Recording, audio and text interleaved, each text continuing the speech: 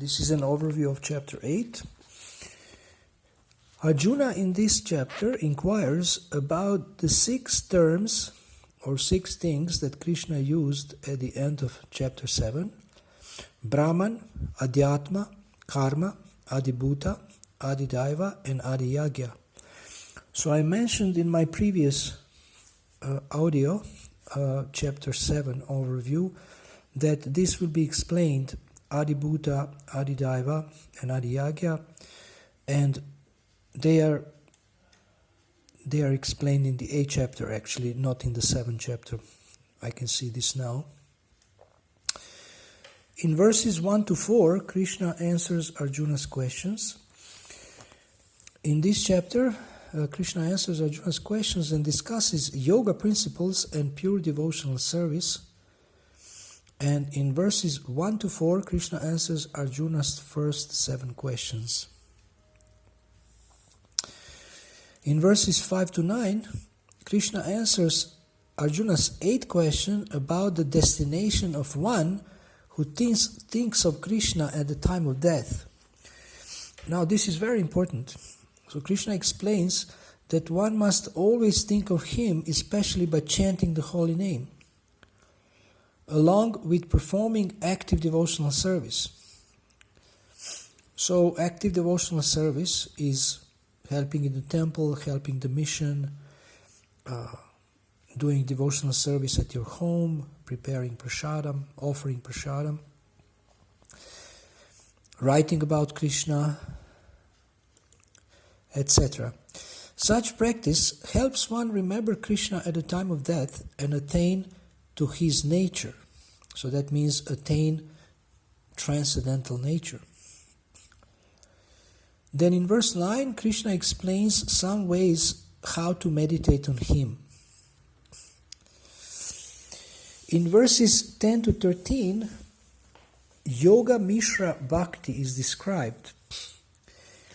A yogi can also attain Krishna by uttering Om and thinking of Krishna at the time of death. So Yoga Mishra Bhakti means bhakti mixed with yoga. In verses 14 to 16, pure devotional service is described. Krishna urges Arjuna to engage in pure devotional service by remembering him without deviation. There is no impediment in such service and one easily attains Krishna. So what is pure devotional service?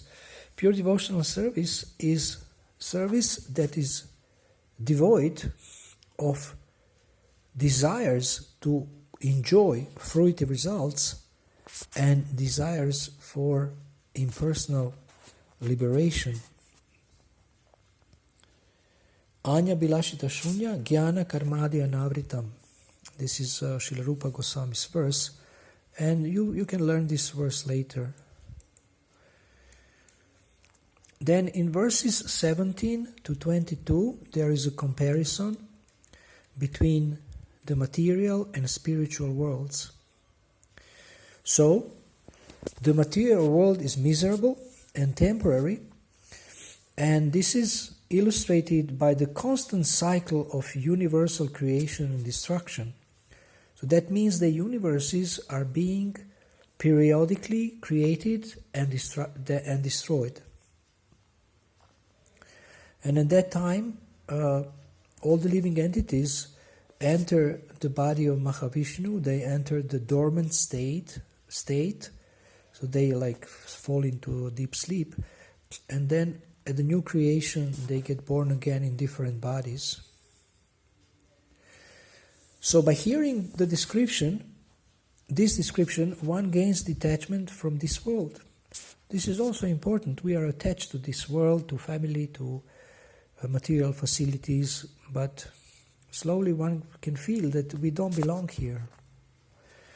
In verses 20 to 22, the eternal nature of the spiritual world is described, as well as the means to attain it, and that is devotional service to Krishna. And then finally, in the last section, verses 23 to 28, the supremacy of devotion in attaining the Supreme is described. In verses 23 to 26, the Lord describes different ways of leaving this world for the karmis and jnanis. But Krishna's devotees need not worry about these paths or these ways to leave the body or to leave this world, because simply by engaging in devotional service, they attain the beneficial results of all paths, and at the end of life, they reach the supreme destination. And this is described in verses 27 and 28. So by hearing the middle 6 chapters of Bhagavad Gita in the association of devotees, one gets the benefits of performing all sacrifices, penances, etc., and one progresses from anartha nivritti to pure love of Krishna. These middle 6 chapters, as we mentioned above or previously, they specifically describe bhakti. So this is the overview of chapter 8.